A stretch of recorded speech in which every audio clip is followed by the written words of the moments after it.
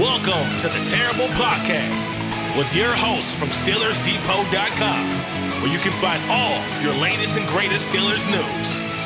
It's Dave Bryan and Alex Kozora, always lit, talking Steelers. And now, here's Dave and Alex.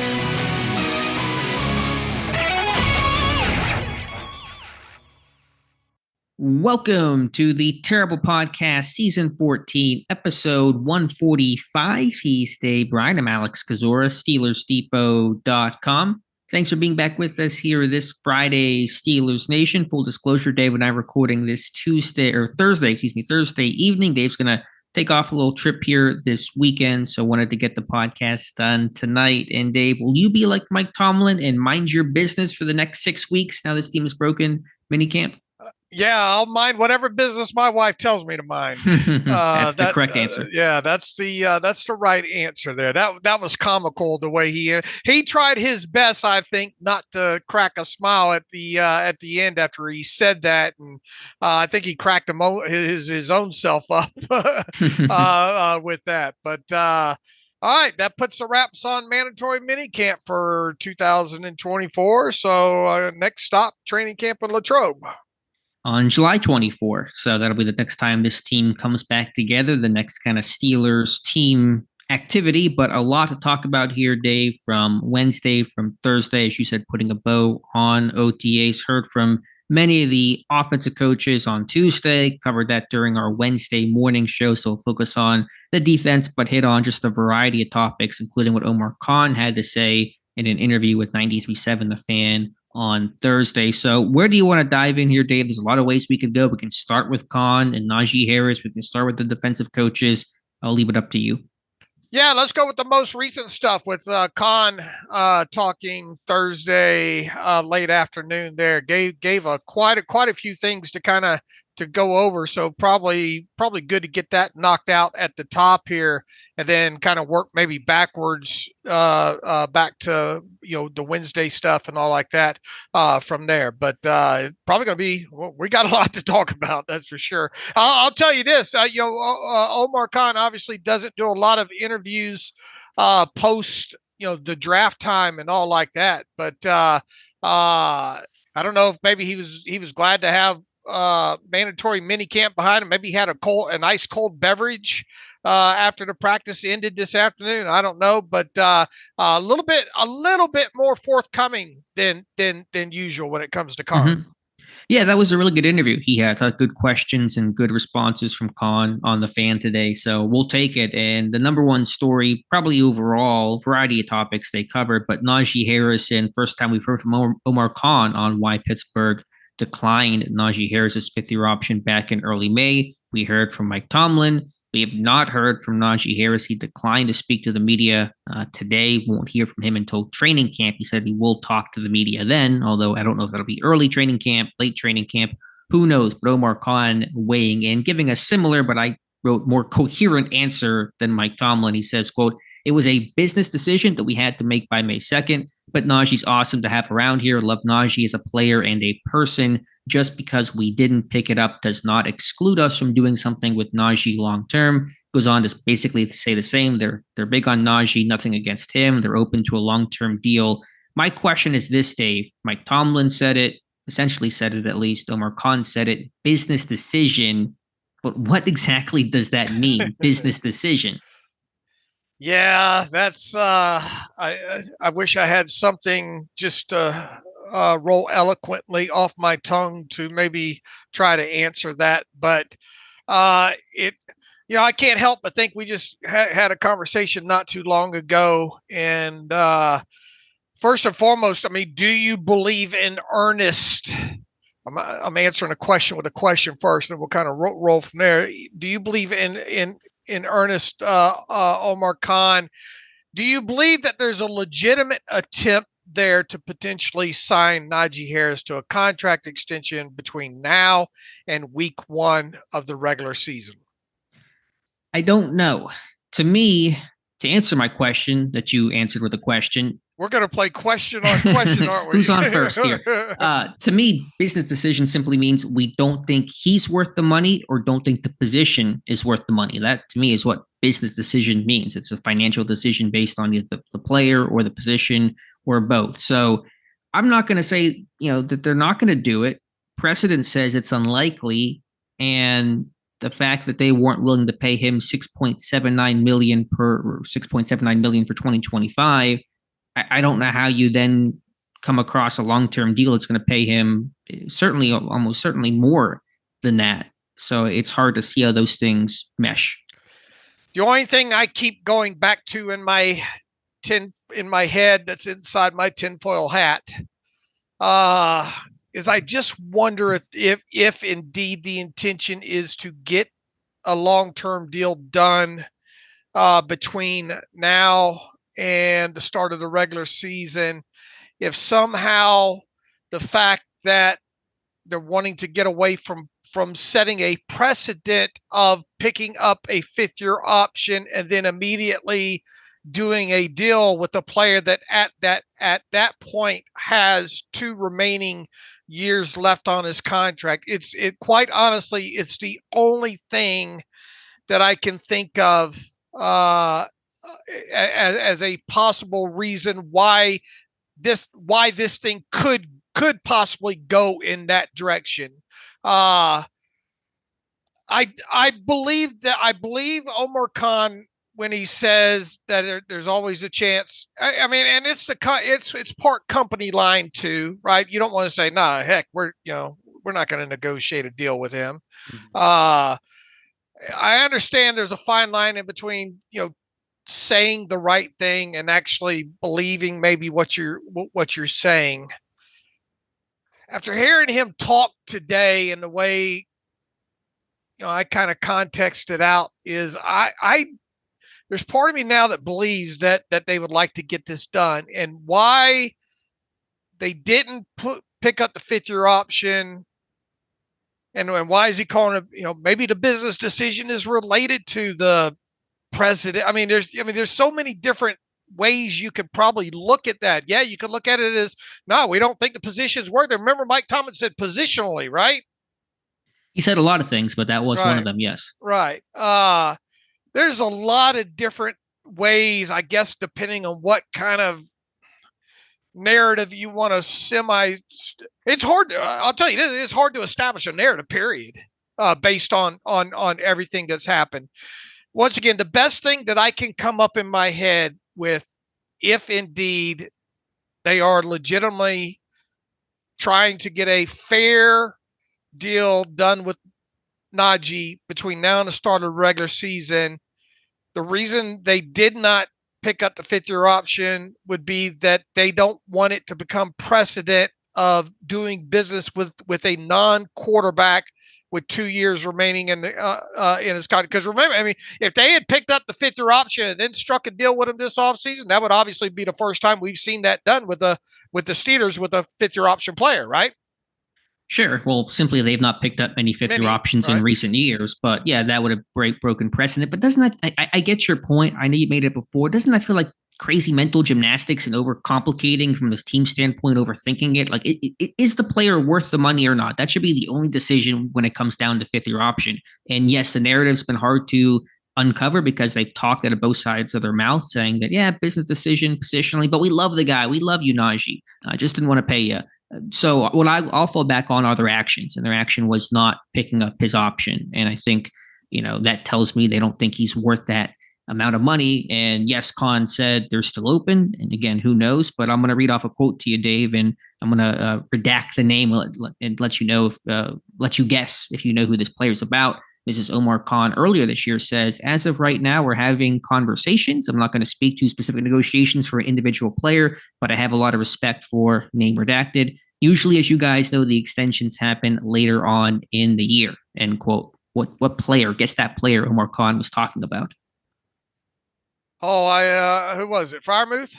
Deontay Johnson on February 29th. And then less than 2 weeks later, he was traded to Carolina. So Omar Khan is all about that. They talked about bringing Mason Rudolph back and having negotiations with him. And of course, that didn't happen. They talked about ostensibly Deontay Johnson returning, and he was dealt. So, I do take what Omar Khan has to say. I'm sure he loves Najee. I don't doubt that. But in terms of contracts, I take these things with a grain of salt. Sure. Like I said, this could be just toting the company line and saying the right thing, right? Instead of just saying, no, we're not, we're shutting it down right there, Right. Would you expect him to come right out and say something like that? No. Regardless of the player that he's talking about. Look, I've been more in the camp throughout this process of it, telling people don't bet on a Najee Harris extension to happen this offseason. But within that, I've left open and have said several times, I still don't think. Just because I wouldn't run out and bet on it doesn't mean it's impossible to happen when it comes to that. I don't know. I just hearing him go utter the words of saying what he said and how he said it in that interview on Thursday. There's part of me that tends to believe that they're going to try to do something there. Is it enough? Because look, we both agree there's no way Najee Harris is signing an extension with a new money average of less than $7 million, right? Agreed. All right. So I mean, if you're not even using that as a starting point, then I just can't see how that'll get done. Another thing is, and we mentioned this, I think, briefly the other day, it's going to be interesting to see what the Patriots do with Rhamondre Stevenson. I think that Daniel Salib thinks maybe he's going to end up getting $8 million, and supposedly that deal's close. If you hear the Pats running back talk, if that thing gets done, and let's say it comes in at new money average of $8 million, there's no way Najee takes less than that. I wouldn't think. Mm-hmm. Now look, do I think Najee should have his hand out for a new money average of, let's say, $12 million, which is where Josh Jacobs is at 1, 2, 3, 4, 5th overall? No, I don't. But there is a large gap right now between Josh Jacobs at 5th overall and Joe Mixon at 6th overall. Joe Mixon's new money average is 9.875. If the next one past him is Derrick Henry and DeAndre Swift at $8 million. Do you think Najee Harris considers himself a better back than DeAndre Swift? Yes, I do too. And once again, if Rhamondre Stevenson comes in at $8 million, stranger things have happened, but I would be absolutely shocked if Najee agreed to a deal with a new money average of less than $8 million. To me, that kind of feels like that might be the floor. So Can you get something done in a $9 million new money average? So let's just say it's a 2-year extension. When it comes to that, I mean, you're talking about at least a $9 million new money average, right? Likely. I think so. I think he would shoot for double digits to get at least in that $10 million range. I said it before back in early May when they declined his option. That's the best thing that could have happened to Najee Harris, was have that option decline, become a free agent after this year. You have a chance to have a really good season where you're in a run-first offense, run-oriented OC behind a revamped offensive line that wants to run the heck out of the football. Yes, there's risk with injuries if you have a down year, but he's been literally the most durable back in football since coming out of the NFL in 2021. If he has a big year, a career season, he'll cash in. And although as we talked about on the previous show on Wednesday, there was always that threat of the franchise tag. They're not going to tag Najee, or they're going to look so stupid for doing that and costing themselves so much more when they could have used a 5th-year option. So they won't have that usual leverage they normally might have with a pending free agent. So for Najee, I'd let it ride, have a great year, get paid. Yeah, that's why he would be silly to take less than probably at least a $9 million new money average. Mm-hmm. Najee Harris was excused from the first day of minicamp, attended the last 2 days, did not practice, though. Mike Tomlin downplayed it, said it was no big deal. Do you have any interpretation of what that might mean in Najee Harris's world? I just won't be surprised if training camp starts off with him doing basically nothing. One of those newfangled hold-ins. I could see, especially look. I mean, if if you don't have a new deal when you show up at training camp this year, and throughout the rest of the preseason, if no new deal materializes, if I'm him, and I wouldn't blame him one bit, Alex. And here I am defending a running back again, him specifically here. I won't be surprised if he does next to nothing during training camp and the preseason. And in other words, making sure he at least gets himself to the season healthy so that he can have the kind of season that he probably would like to have if he knows for sure that he's going to hit free agency next year. It has been strange, though, I think both with Najee Harris and Cameron Hayward, two guys that did at least something during the voluntary portion of OTAs. Hayward skipped the first 2 weeks, but returned for that third week for at least one practice. I don't think he did much during minicamp, and Harris seemed to be pretty active and a largely full participant during the OTA session. There's a bunch of clips of him out there going through drills, and so he did that, but did not participate during the mandatory portion of minicamp. That is a little backwards seeming to me. Yeah, but different players handle things different ways, though, right? How they're being advised and all like that. Yeah, I guess my point is, would he really hold in? Because if he was planning to hold in, why did he go through a bunch of OTA stuff the past 3 weeks before minicamp? I mean, but also he probably knew that the likelihood of him getting hurt in that, I don't know. Maybe he was trying to send a message that, look, I was there for that, Mm-hmm.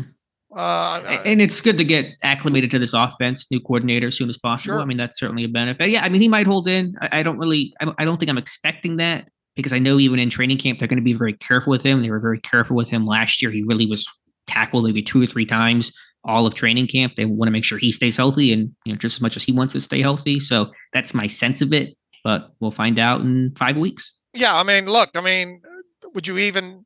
would you even know if it's a hold in anyway? Because I mean, they're going to take it easy on him regardless, even if he shows up ready to go for start of training camp. You can't imagine him, doing a lot, period, just because you want to get acclimated with the offense and the timing of some stuff and all like that, obviously, but you also don't want to risk injury with him either unnecessarily.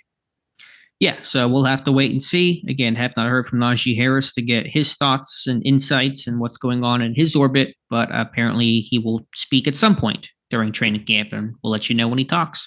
Yeah, we've talked a lot about him this offseason. So now that we've covered the Omar Khan comments and given additional kind of add-ons to that, I think we can safely move on from that topic right now. Omar Khan asked about the Alex Highsmith restructure that took place 24 hours before the draft. And Khan, I thought, gave a very honest and forthright answer and said, listen, we wanted to be in position for a potential move, to not want to be caught with a deal potentially being made and then having to figure out how to get cap compliant to make sure that deal is able to be processed. So it's really what we talked about, I think, around that time it was not a guarantee Pittsburgh had a deal in place, but they wanted to be on the ready if a deal came together, and these things can come together, very, very quickly. They wouldn't have to worry about the cap side of it, and they were going to restructure Highsmith anyway, so you might as well do it now as opposed to waiting. That's basically what Omar Khan said. Yeah, and especially if it was indeed one of the higher profile wide receivers with those kind of escalated salaries, it made sense to have enough room to accommodate such within that. So I believe them. They just wanted to, if the right deal materialized, you just can't say, hey, wait, I've got to run this through the NFLPA and get it approved to get the cap space. Hold the draft, pause the draft. Right. Yeah, I mean, it's better to have the cap space available should something materialize. I think they were in pretty decent shape anyway at the time, but not in good enough shape to have been able to afford, one of those salaries like, Ayuk.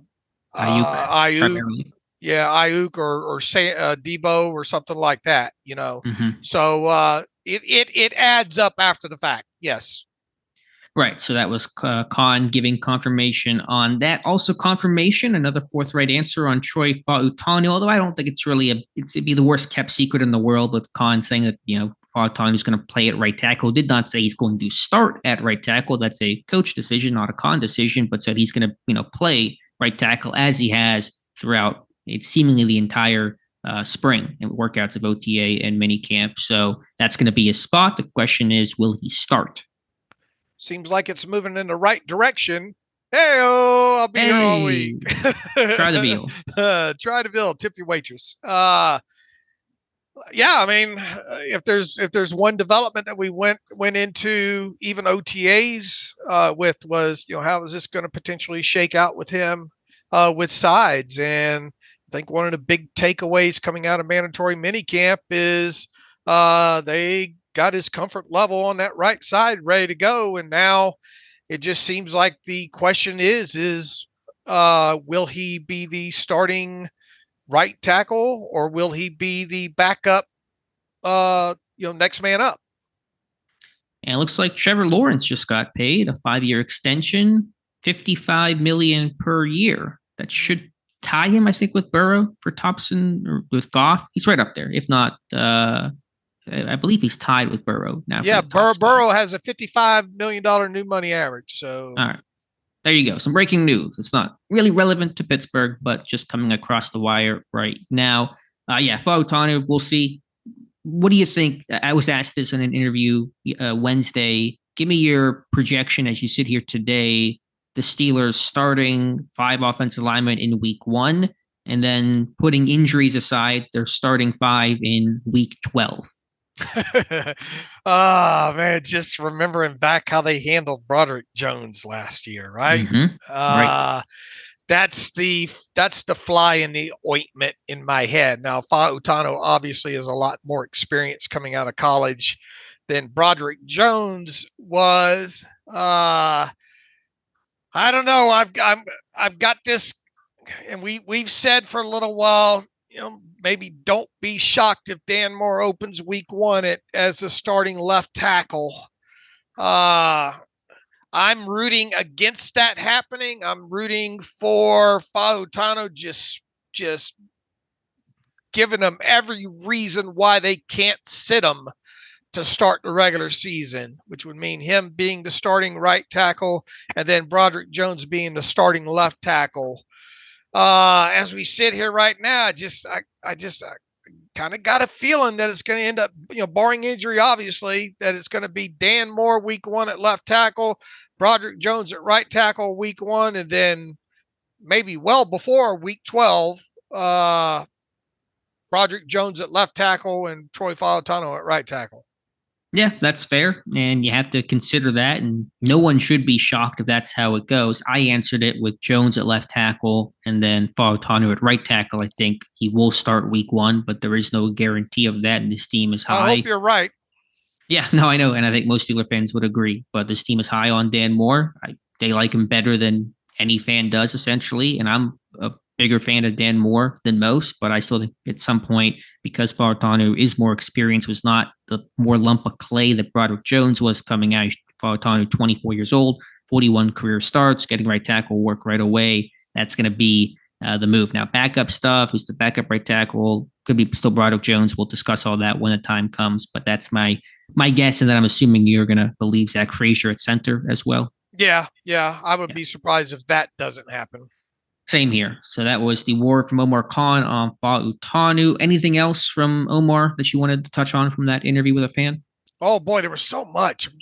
Cameron Sutton, he claims that he has zero idea. The team has zero idea on a potential Cameron Sutton potential discipline from the NFL. He says that comes from New York. You probably have to ask those guys in New York. We understand the situation, but that decision is going to come from New York. So he claims he's got zero idea. Do you believe him? Oh, my tinfoil wearing hat self tends to not, especially when it comes to that. But I mean, I suppose there's a possibility where where all the info's not even in yet, Mm-hmm. and maybe they don't know right now.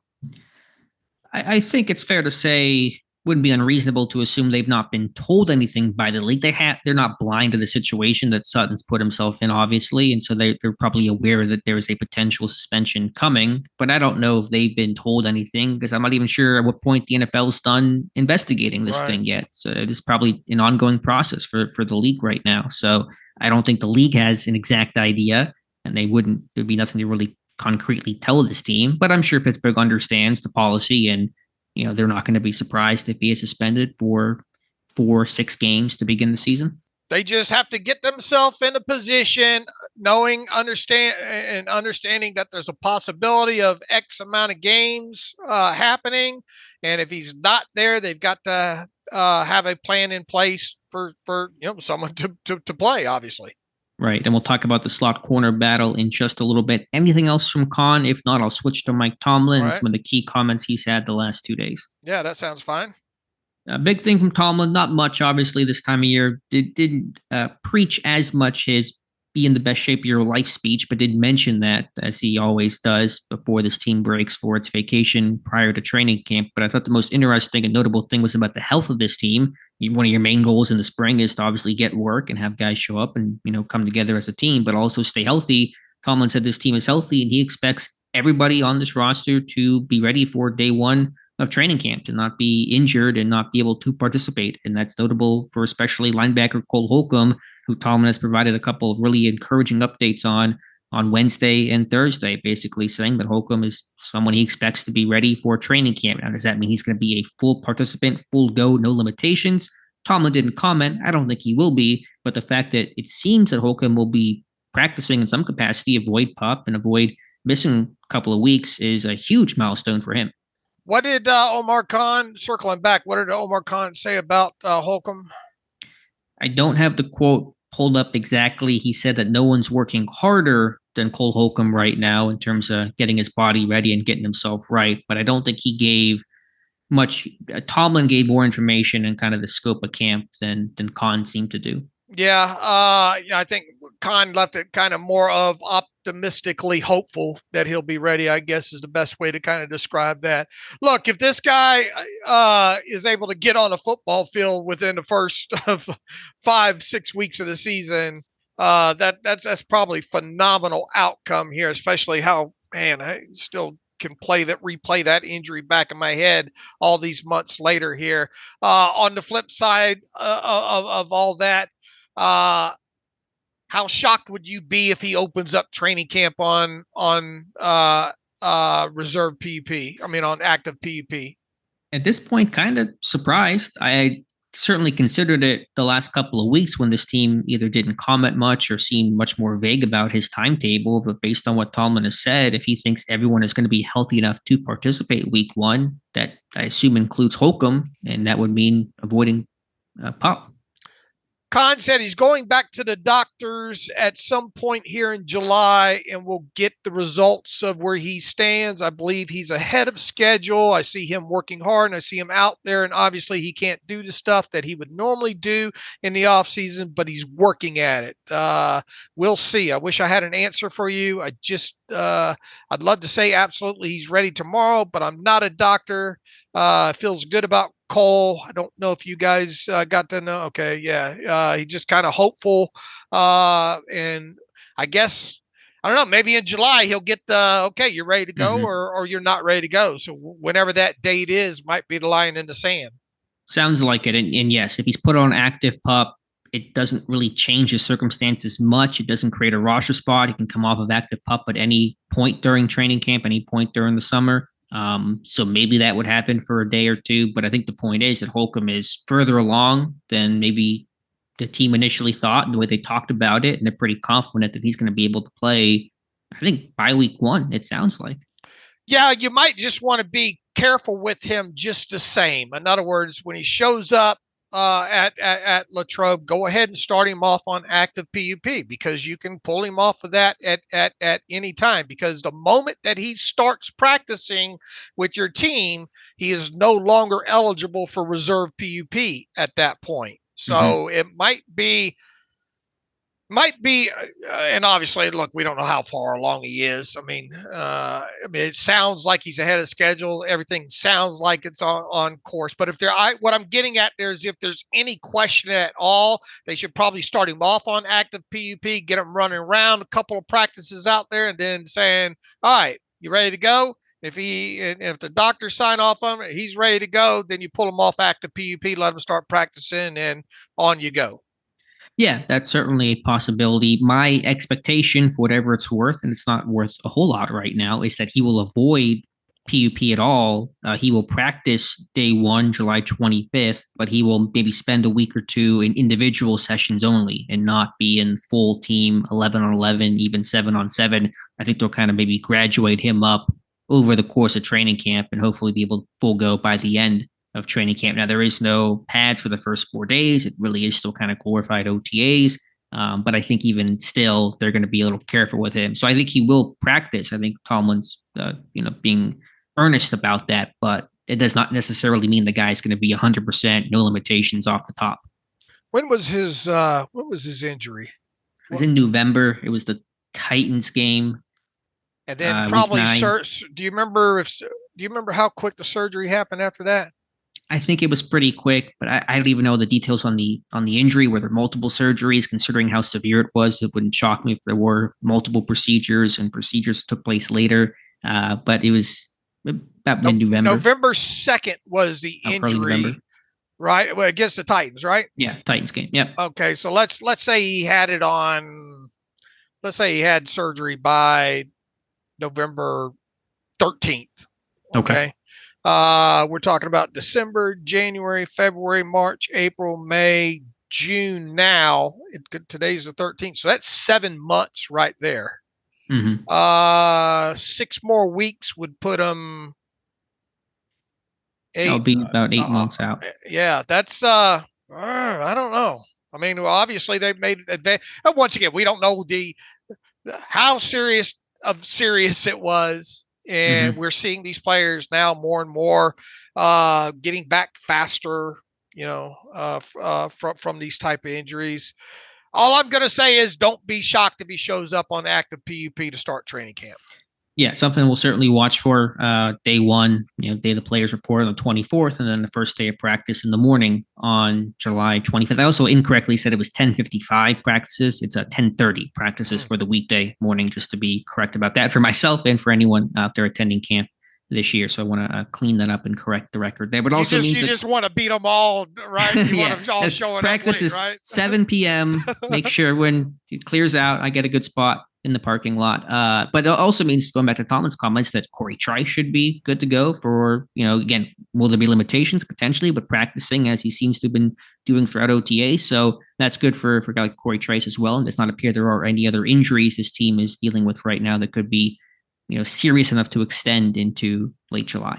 Good news. Just let's hope TJ Watt doesn't let's hope he's got a pool cleaner now. Yes. And Minka, no vacations where you hurt your wrist, because he was on NFI 2 years ago from a jet skiing accident. I don't know. Something happened with Minka. So be smart on vacation, everyone. Yeah. I'm sure we had no problem getting together a GoFundMe for TJ Watt if he needs a pool cleaner or something like that. He can buy his own pool cleaner, but just go get one, TJ. All right, Dave, anything else from Tomlin the last 2 days? The health to me was the biggest element. Anything else that he had to say? Nah. All right, let's go now to the defensive coaches who spoke really primarily on Wednesday, and Terrell Austin speaking and asked about the slot corner situation and battle. I thought it was interesting. He was asked initially about the slot corners, and he rattled off Josiah Scott and Beanie Bishop, really the two primary names. Didn't mention Cam Sutton, and then was asked, is Cam Sutton part of that mix? And Austin affirmed that and said, yes, he is, but it was a little curious that he didn't even mention Cam Sutton whenever we presume he's the front runner, the starter, and that's why they signed him in the first place. Yeah, that was a bit curious of not look, I mean, he maybe thought he did in his head. I mean, sure. But is it potentially they're anticipating a suspension, and so they're kind of planning to start the year without Cam Sutton? That's my thought. Yeah, look who's wearing a tinfoil hat now. Borrowers. I thought the other interesting thing is he mentioned talking about Dante Jackson, has some slot ability to play in slot inside. He didn't do a lot of that so far, has he? Dante? No, I didn't realize Terrell Austin said that. I didn't even catch that. I thought he said something along the lines. He's okay. He says Dante's going to have the ability to play off. Man, we can make a whole podcast out of this this answer here. Dante's going to have the ability to play off and can really run. So he gives us a little bit of a nice matchup in terms of coverage and some flexibility because he has played and done some things inside. So I like where he fits that way. And so I think it's good for us. You know, we'd like to have guys that can do multiple things in the secondary, and he fits that. All right. Yeah. Thank you. I apologize. I didn't realize that he had mentioned that part. I know he talked about him being a smaller guy and playing off and kind of the yin to yang of Porter. Yeah, I don't have the exact numbers, but Jackson has really been an outside guy his entire career. Yeah, I thought it was right, obviously, to Josiah Scott. And, I mean, he even who else did he mention within that? Beanie, mentioned Beanie Bishop. I don't know if he mentioned. I thought he mentioned that other backup. Grady Brown mentioned Thomas Graham. Okay, that's where I'm getting that from. Okay. Yeah, I mean, that's a guy that's played a little bit and a guy that not talked about too often. Might get squeezed here with Sutton, but I think before Sutton became part of the team again, that Thomas Graham was getting some reps there. Yeah, Dante Jackson per PFF last year. Want to guess how many slot corners PFF has charted Dante Jackson last year, Dave? I know it wasn't a lot. I don't know the exact number, but I know it wasn't a lot. Don't got to take your shoes off for this one. 5 snaps in the slot last year, 22 in 2022, 46 in 2021. So primary and outside guy. All right. So I guess he didn't lie a little bit, right? A little bit. Technically so. That is technically correct. The best kind of correct, as they like to say. He has done some things inside. So, all right. He has done indeed some things. It's interesting, though, because we think about Pittsburgh's corners, the way they drafted these guys. They're big and long and super physical. And Jackson is a little physical, but certainly not big or long. He's small, he's shifty, he's fast. That's his game. So it's a different flavor of corner that runs different to how Pittsburgh's been drafting the position. I think the biggest takeaway from all of them talking about the slot cornerback position is it's still something they're going to try to work through and play with. And obviously a lot of it's going to depend on Cameron Sutton and what the league says there, but it's something that they're going to work through when it comes to that position moving forward. Look, I mean, how much 3 safety looks are we going to see this year, you know? Yeah, in dime packages, you assume you'll see Deshaun Elliott and Minkah Fitzpatrick and a third safety, likely DeMonte Casey. Right. So, I mean, you'll see that. Could they do some big nickel stuff? They've mixed and matched and become super game plan specific over the last couple of years. You kind of have to be in this NFL world where there's so many different body types and talents and schemes and strengths that different offenses have. You can't really be static and just run base nickel and dime and expect that to kind of get the job done. So they're going to be every defense worth the weight has to be multiple in today's NFL. Another takeaway seems like Dante's fitting in good. Joey Porter's getting along, asking the right questions and trying to sponge off of him about his time in the league. And I think we'll obviously learn a lot more about these guys once training camp gets underway. I just thought overall, big picture from Austin, there was a lot of, I don't want to call it the apology tour, but there was a lot of admitting kind of where this team has struggled in recent years, with the slot corner situation, and maybe this is less apology and just kind of more matter of fact, but Austin said the team has not done a great job of finding that defined slot corner post Mike Hilton, which they have not done. It's been mixing and matching and basically different people each year. And it'll be different this year with last year's slot corners primarily being Chandon Sullivan and Patrick Peterson, neither of which are currently Pittsburgh Steelers. And so it's been this rotating cast of guys. You would love to find that one defined guy that can be your all situation slot corner, like they had with Mike Hilton. Can they find that guy this year? Can Cam Sutton be that guy? Of course, his availability is in question, but Austin was pretty honest about that.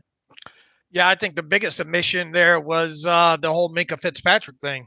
Yeah, that's where I was going to go to next. His biggest one, essentially saying that he failed Minkah Fitzpatrick last year. Granted, was hurt half the year with hamstring injuries, but what we talked about quite a bit, that Minkah was not used the way that Minkah Fitzpatrick should be. He was used as a blitzer too much and down in the box too much. And Austin said, my goal and really my mandate has to be to get him playing in center field as a free safety and letting him make plays in coverage as opposed to being so close to the line of scrimmage. We've talked about that, Dave. His box percentage, time in the box last year by my charting was 23%. 2 years ago was under 9%. And so that's just, Minkah can do it. He can do anything to me, but that's not where he fits best. It's not best for him. It's not best for this defense. Here. And his ability to make big plays is going to be reliant on how much he's able to play deeper center field with this team, or at least have the ability to roam around, rotate down, rob, or whatever. The closer he is to the box with a guy like him specifically, the less chance there is for him to be able to make a play. And we've said that several times. I appreciate the fact that he's done what's been asked for him. Heck, he proved he can tackle and in volume at that. But we don't need to get 4 weeks into the season and Minkah Fitzpatrick being first or second on the team in tackles. Yeah, that stuff's got to stop.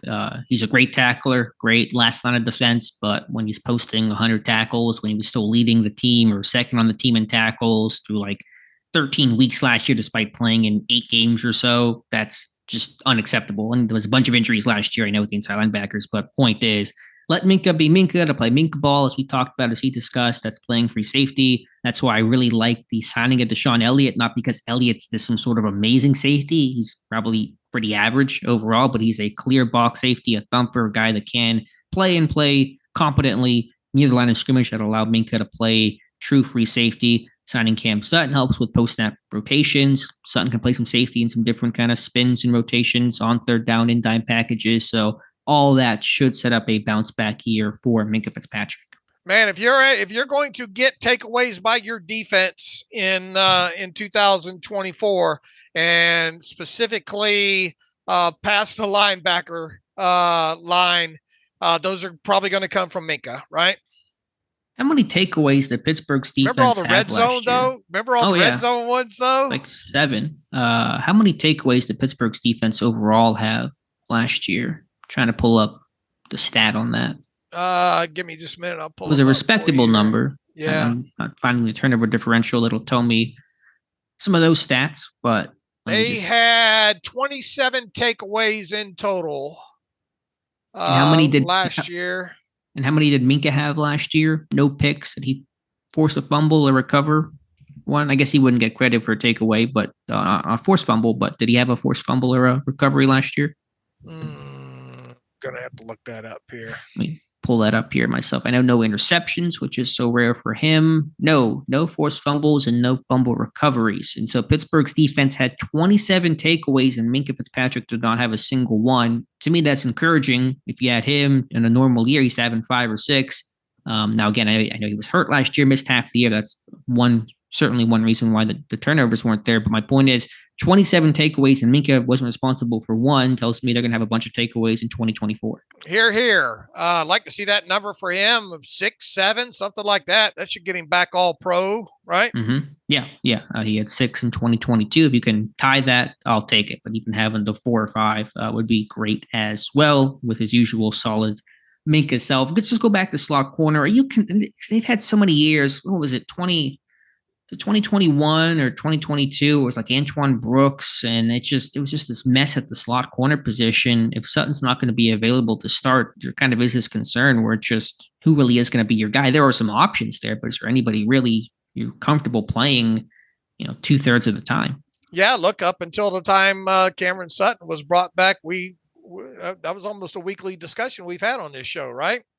Yeah. Why is it that this team has, I don't want to say ignored, but I kind of want to say ignored the slot corner position when they had somebody like Mike Hilton, who was so valuable. They knew what he brought to the table. They knew what they were going to miss without him, and yet they've not really made a super great effort to replace him.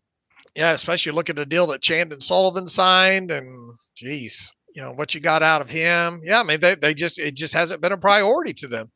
I wonder why that is, though. Why they MacGyvered this position that was so critical for them. Yeah, I don't have that answer. I wish I did.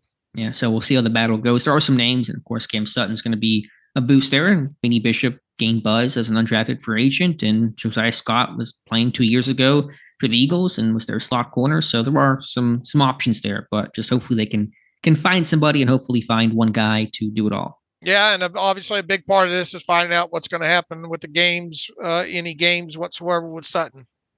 Yeah, and I have no idea when we'll find that out. You would assume before week 1, but the NFL does what the NFL wants to do, and their timeline can be unpredictable.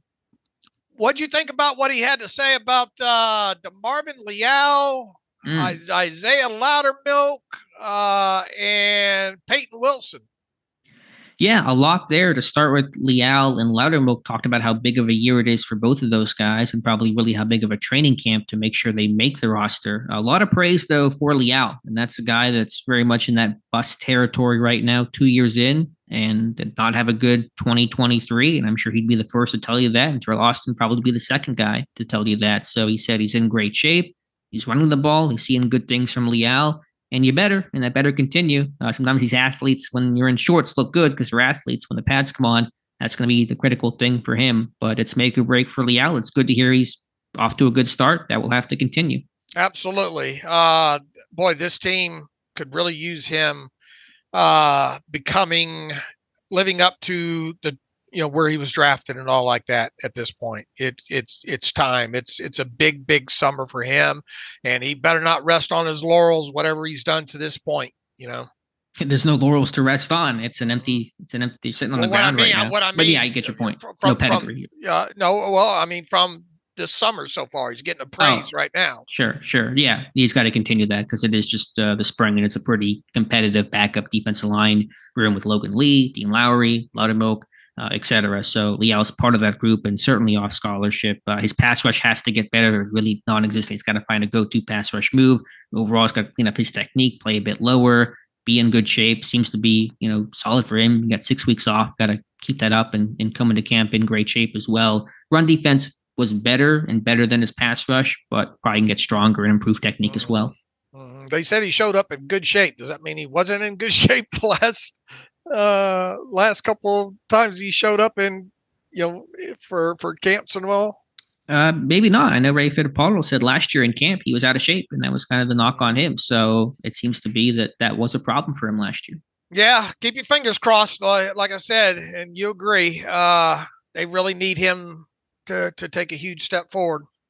I know it's the spring, and I just mentioned that any athlete, who's going to play in this league needs to probably look good in the spring. And Peyton Wilson's a fantastic athlete overall. But I'm really encouraged to hear about all the commentary from coaches and teammates about Peyton Wilson. I'm not going to, maybe it is just rookie fodder and just typical coach speak, but I'm really excited about this guy. I think Terrell Austin and this team is too. It really does sound like that. And I'll go back to what I wrote. Let's see, when did I write this? On June the 4th, kind of all those thoughts that were running through my head, I thought would make a good post. I said, that other Mr. Wilson on the other side of football, I said, I don't know about most of you, but of this year's Steelers rookie draft class, I think I'm most excited about inside linebacker Peyton Wilson. The kid can really play, and if not for the scares about his injury history, yada, yada, he might have just been picked in the first round. I have no doubt that he'll be able to quickly learn the defense and make an immediate impact on the special teams. He also might be able to carve himself out some sort of sub-package role early during the 2024 season. Later in the season, might just find himself playing a lot next to Patrick Queen. Man, what was the one thing that we talked about him coming out of the draft and his tape? Man, that guy can run. That guy can hit, diagnose. Obviously, there, all of that got overshadowed by the health of his. And I mean, heck, I remember that being the main questions he was asked about during the NFL Network Senior Bowl coverage and all like that, so far what's coming out, I mean, and yeah, it's the off season and, but I mean, in so many words, even Austin said he can run. We knew that. There's nothing new there. It sounds like he's itching to put the pads on too. It sounds like he doesn't like not being able to hit right now, as well. And it does. I think Austin was asked about sub package and saying that he can foresee him getting a role early in some sort of sub package there. So, yeah, I mean, it is what it is for this time of year, but you can't help by everything that's come out of Austin's mouth, and Tomlin had a good line about him today, and Aaron Curry, and all of them. It's hard not to be. It's hard not to be excited about this kid and the prospects. And I hate to add the caveat of if he stays healthy, but until he's until we get word otherwise, I mean he's a guy that's going to potentially play some defensive snaps for this team. Sure, I think he will. I don't know how much and exactly when and where, but I think he will. I mean, put aside the health stuff for a second, because when he's on the field, no one's carrying on a medical chart about his shoulders or his knees. It's just how well you playing, and he's a first round talent, and so in that sense, you have 2 first round picks that are rookies on the field in Fautanu and Peyton Wilson, and so it's maybe no shock that Wilson's turning heads because he's a first round talent who just fell because of the medical, and Pittsburgh's going to hopefully reap the reward from that. Austin, though, not only said about sub package, but said dime, and that he's considering him in dime packages. But then he also said, Austin did, that can cover. Well, he said he can cover, but he said Patrick Queen's going to be your 3-down guy. So how are we having Peyton Wilson as dime guy and Patrick Queen as all 3-down guy? Yeah, good luck figuring that one out. Obviously, I would expect Queen to be in that role. He's going to wear the green dot. Austin confirmed that. You pay Queen all that kind of money. He's not coming off the field.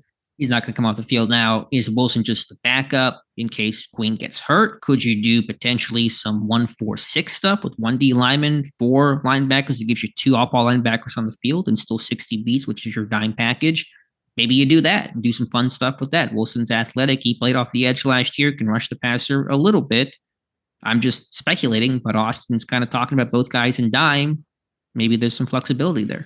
Well, a lot of that would have to depend on that position flexibility, but once again, what are some of the other things that we've said about Wilson, especially his tape last year? I mean, he moved all around in that defense. He was coming off the edge. He rushed the quarterback a ton. So maybe you do carve out something a little special in some certain down and distances to have both him and Queen on the field. Let me see. They had run that look very briefly last year. I want to pull up, if I can, here the exact stat on that. You see all that more. Those linebackers were dropping so fast like flies, though they didn't run much of it. Yeah, but with Cam unable to really run as well, you had a couple of wrinkles in the 1-4-6. It was more under LeBeau with the fire zones and super creative stuff. It's kind of gone away. I got him down for 3 snaps with the 1-4-6, 1 against the Bengals and 2 in the wild card game. Let's see the third linebacker on. It was looks like Herbig. They had 2 outside linebackers, 3 outside linebackers on the field in those packages. Obviously the injuries at inside probably forced their hand in that sense, but it's just something to think about, something I'll be watching for. Yeah, and if there's an increase in that, we're not talking about 100 snaps. No, just a couple maybe for a game specific package. And if they want to try to reduce Kim Hayward's snap count a little bit, and if they really struggle to find a second pass rusher, then maybe you do that. But it's just one wrinkle. The point is, the takeaway is that Wilson's impressing, and that's a guy that's probably going to force his way into playing time in some regard. It's a good problem to have if we're sitting here in June kind of wondering how this kid might get on the field in some sub-package situations. And the long ways from when Robert Spillane was their dime backer, who I know he was smart and trusted and had a good year, but not exactly the guy you want roaming coverage-wise. Right. And make no mistake, come the start of the season, Peyton's going to be playing, barring injury, going to be playing on special teams primarily, but you could still figure out a way to get him a couple of snaps on defense here and there. It'll be interesting, though, if Holcomb is healthy or available for week 1. You got a bunch of inside linebackers now. Again, good problem to have, like you said, but you got Queen, you got Landon Roberts, who certainly should and has earned a role, Wilson, and then Holcomb. It's good to have that kind of depth and those kind of problems, but I wonder how they're going to get all those guys playing time. Yeah, and well, here's the thing, knock on wood first, because we saw what this team went through with the linebacker position last year. I mean, obviously, if all these guys are healthy, ready to go, You know Wilson's going to get a helmet just for the sheer fact that you can put him out there on special teams. You're probably not going to have Holcomb. You're not going to have Queen and Holcomb and who's the other one? Landon Roberts out there playing special teams if you can avoid it. I know Roberts has done some of that before, but I mean, do you really want to continue going down that path? Probably not, as he gets older and has more of a probably starter role than what he had to begin last year. And then, I just mentioned his name, Mark Robinson, special teams. He might not get a helmet if he makes the roster, you know? Yeah, that chance for playing time. I know Austin a year ago said check back in 2024. Here we are. And that opportunity seems to be pretty closed off unless injuries happen. And even then, last year they occurred and they found everybody to play but Mark Robinson. Now, another year older, maybe more trust, but Robinson, special teams is going to be his job. Let's just leave it at we're hearing good stuff out of Peyton Wilson so far as this team exit mandatory minicamp, and it's hard not to be excited about him. Right. I try not to drink the Kool-Aid too much this time of year. Everyone's happy about the guys they have working in all other 31 cities, but I'm excited about Peyton Wilson. I really want to watch him intently during training camp. All right. What else did Austin have to say? Did mention Ryan Watts, a 6th-round pick, the final selection Pittsburgh made in 2024, and essentially confirmed he's going to play safety. He'd been working safety throughout OTAs. He had said he still worked with the cornerbacks after practice, and the team wasn't sure where he was going to fit. But it sounds like Watts is going to be a safety, but somebody that can play over slot on tight ends. It's a little, Sean Davis-like in terms of the body type and maybe the flexibility.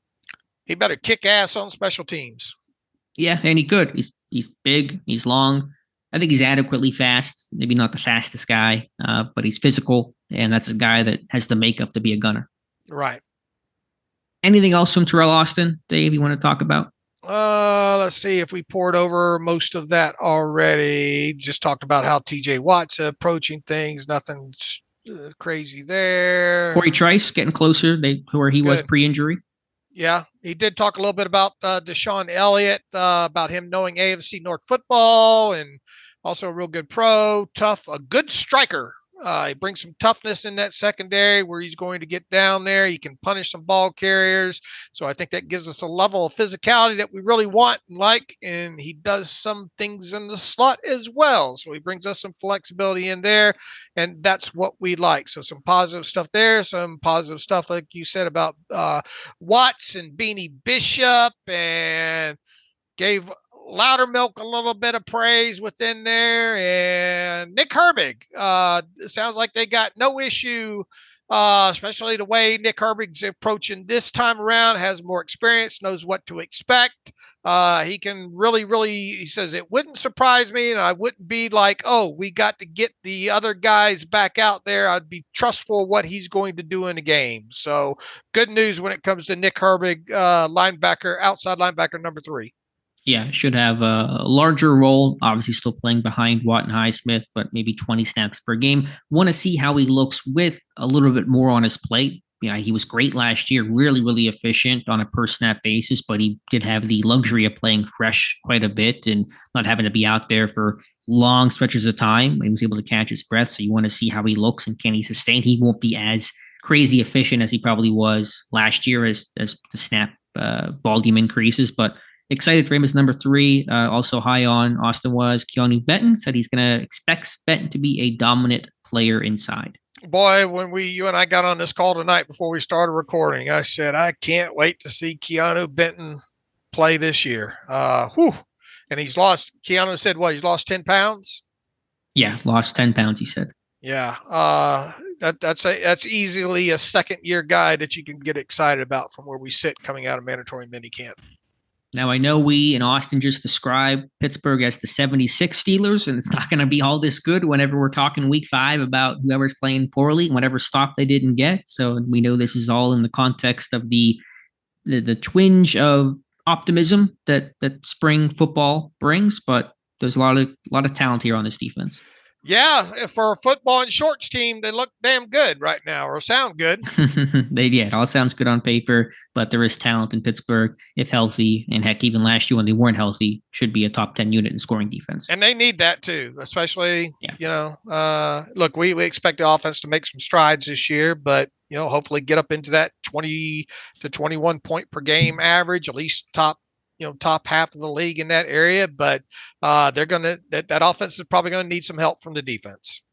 Yeah, and assuming that you're going to face some healthier AFC North opponents this year, where last year you didn't face Joe Burrow once, and you only faced Nick Chubb in half a game before he got hurt. I'm not sure how much you'll see him this year, at least on his recovery and rehab. I think one beat Browns guy said maybe a week 12 return for Pittsburgh could be in store for Chubb. But point is, only saw Lamar in one game last year. You're probably going to face some stronger, more potent AFC North offenses when that divisional round starts late in the season for Pittsburgh. Right. All right. What about some of the position? We didn't hear from Dunbar, did we?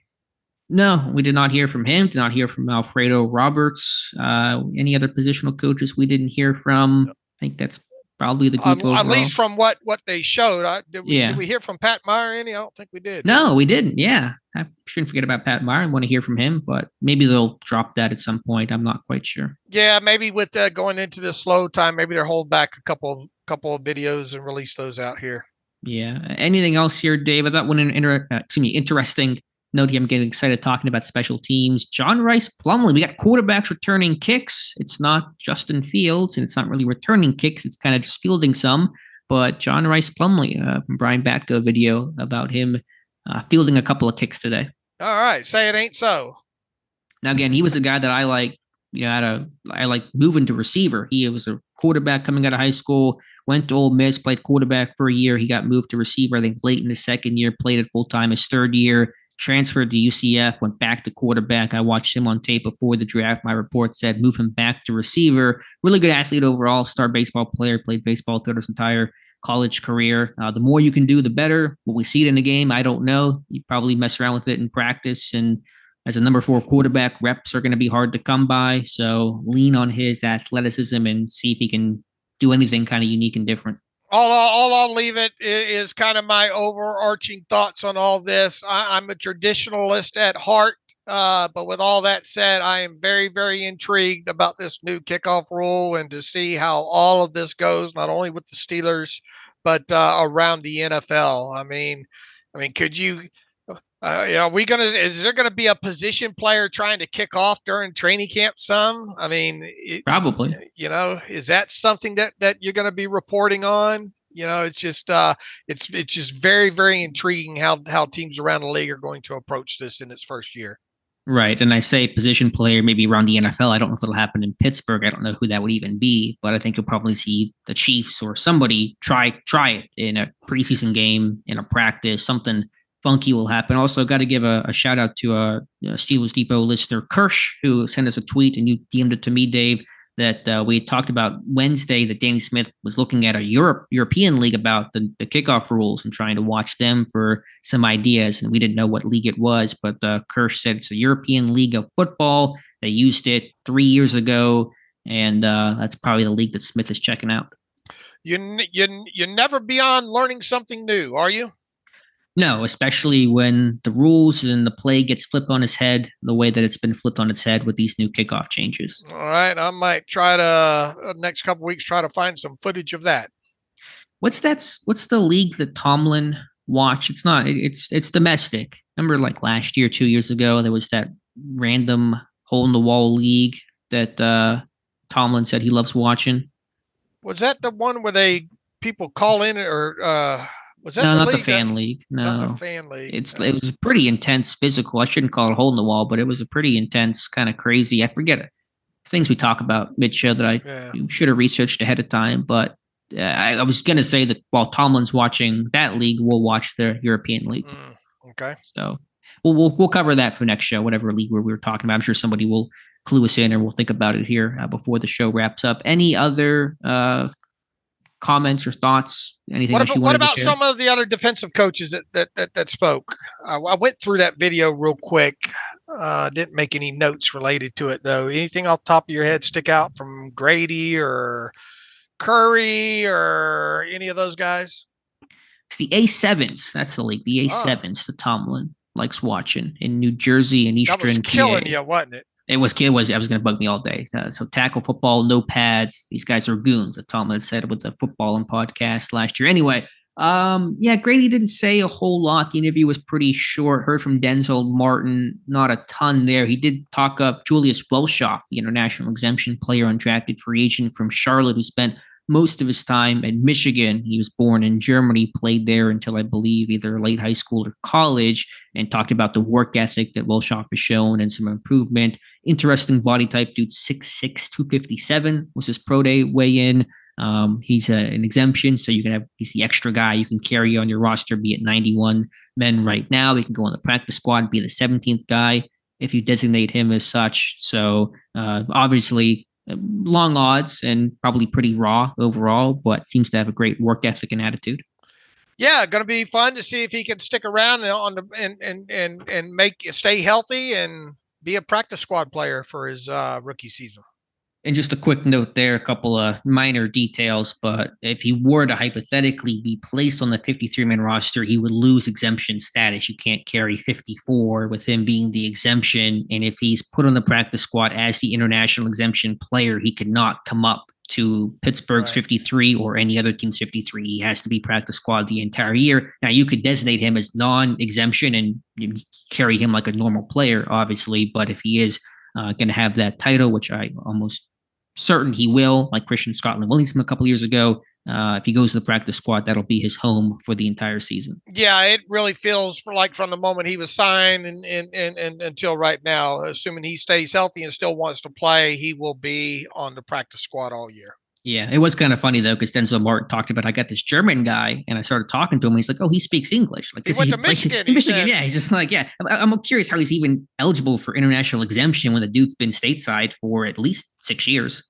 Right. And he says, he can play a little ball, too. And there obviously wasn't a trade. He said he used the word expand to him, and I think was the word he said. And he said he kind of had to start explaining that a little bit more. But I mean, this guy played at a big time program in Michigan and all, so and looks like he's got some athleticism, got the height, and so it'll be fun to learn more about his story as the season progresses. And he might show up on special teams. He did a lot of kick coverage. There's a YouTube video compilation him running down kicks and blowing some guys up, so that might be an opportunity for him to shine here with these new kickoff rules and punt rules. Well, not new punt rules, but punt coverage in general. So we'll watch out for that. Anything else here, Dave? That's kind of basically what I have to offer for you. All right. What about any players? Any players say anything that can be covered now or potentially wait until the next show?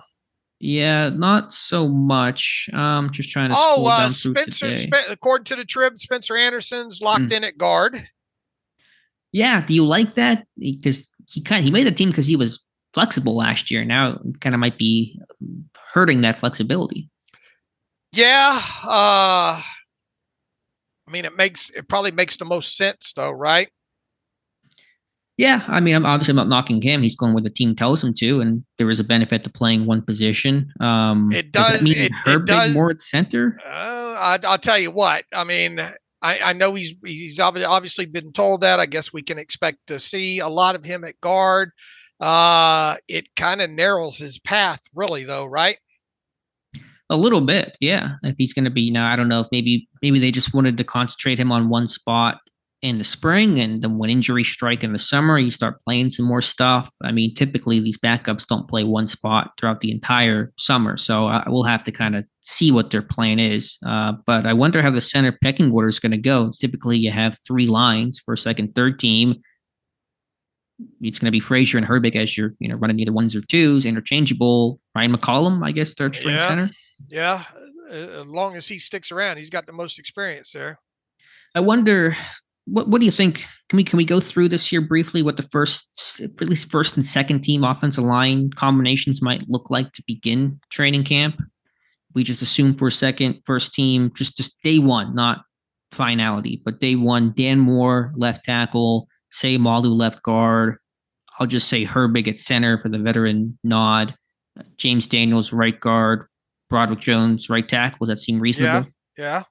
All right. Then second team, Fautanu at right tackle, be your second team left tackle in that scenario. Dylan Cook, I guess. I can't put my guy Dylan Cook. And then Frazier at center. And then your guards, McCormick, probably at right guard. Sounds like he's been working more right guard, even though he was a left guard in college. Should be your backup left guard.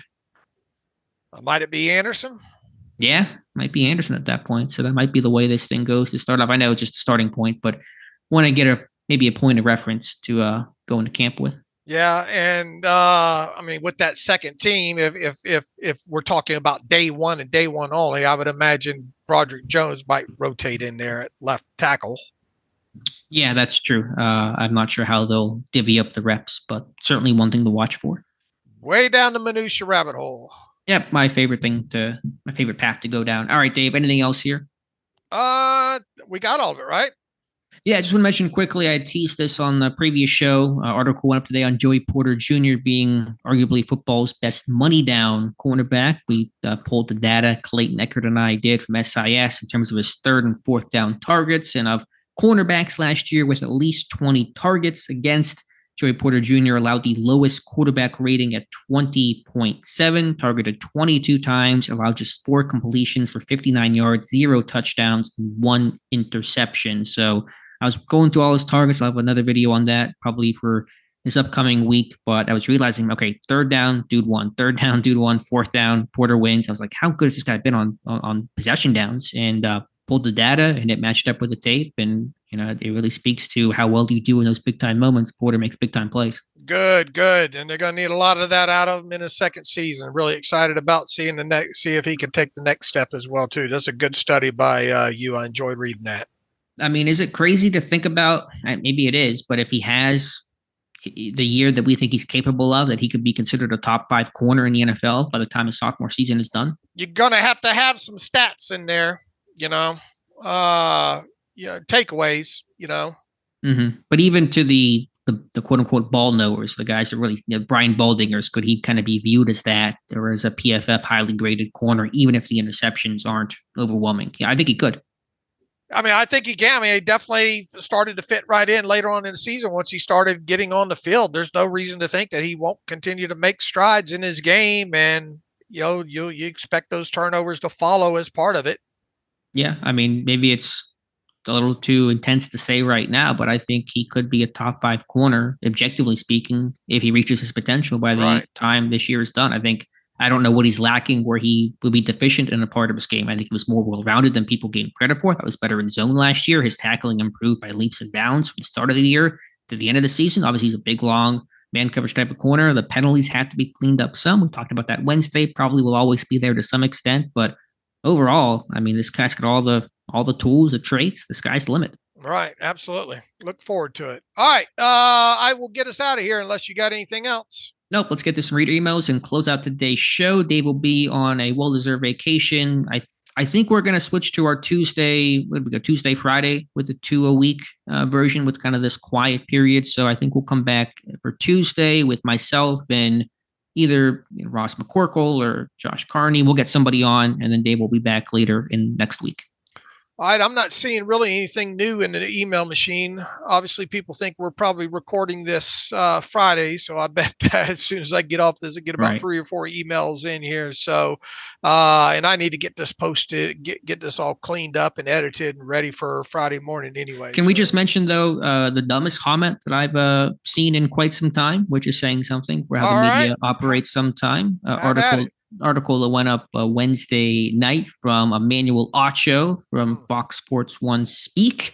And he spoke and said a lot of dumb stuff. He said that Russell Wilson basically really doubting Wilson's ability to succeed in Pittsburgh because, quote, Pittsburgh is where quarterbacks go to die, end quote. And he listed off Byron Leftwich and Mike Vick and Charlie Batch and Mason Rudolph, even though he's still in the NFL in Tennessee.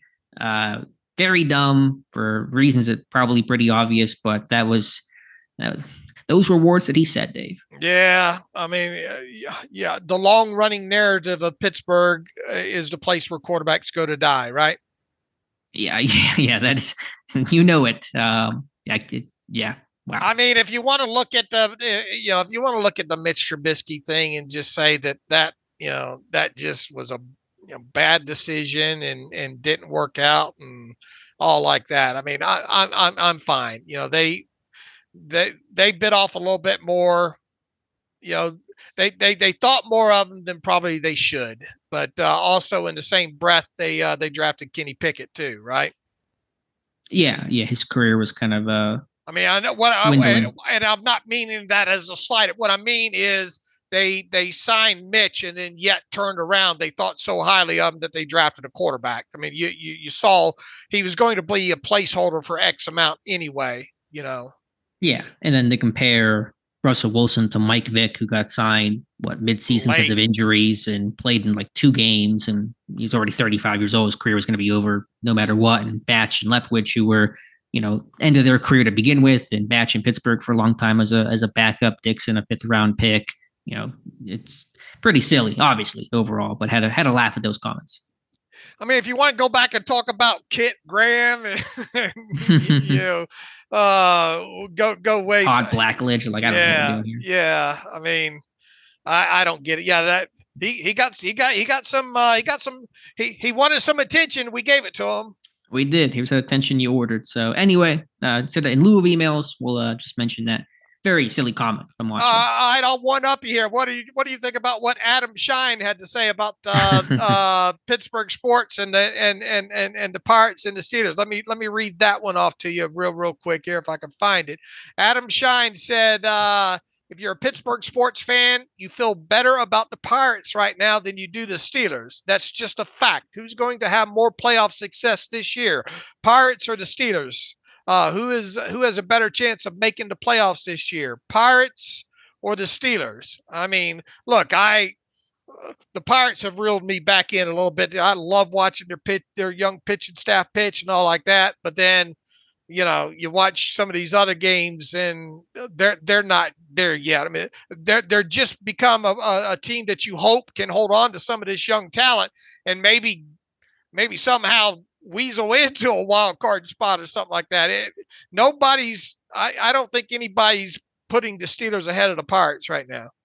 Yeah, I don't think so either. I mean, I wish Pittsburgh was playing in a division as kind of uncompetitive as the Central, where it's what Milwaukee's having a good year and everyone else is kind of right around 500. The East North will be much better than the NL Central, but I mean, hopefully get Pittsburgh back into the Pirates, I should say, back into the playoffs and get both teams in the playoffs. But I'll take the Steelers over the Pirates as things stand. Dave, Pittsburgh ranks 22nd in runs scored right now. Will the Pittsburgh Steelers offense rank better than 22nd in points scored? I see where you're going there. In 2024. Yes. I agree. I hope so. They need to. They've not been above 22nd since, I think, 2020. So it's long overdue. Yeah. What did we talk about several weeks ago about where the middle of the league of the point average was and all like that? What did we come out of that with? Something like 20, 21 or something? 21 and a half, right around there. Yeah. So, and I mean, we're talking an extra field goal a game, right? Essentially, I mean, Pittsburgh averaged 18, 17 and change last year. So extra, ideally, maybe 4 or 5 points per game would be the target. Right. And if they can't get that out of the upgraded quarterback room, then they have done something wrong. Yeah.